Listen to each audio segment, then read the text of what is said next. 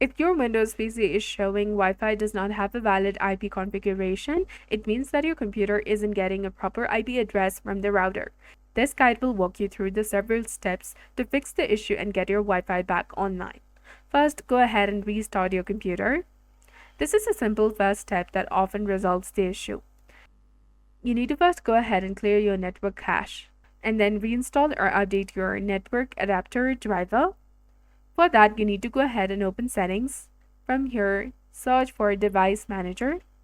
Expand the Network Adapters section, which you will find between monitors and other devices. Now to reinstall, click on your network adapter and select Scan for Hardware Changes, and Windows will automatically reinstall the driver if it's missing.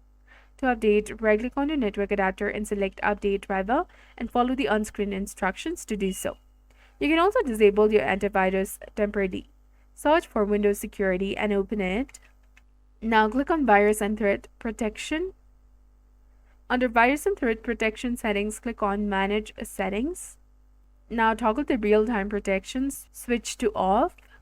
And if you're still having problem, contact your internet service provider ISP for help.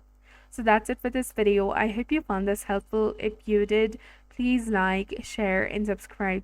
Thanks for watching.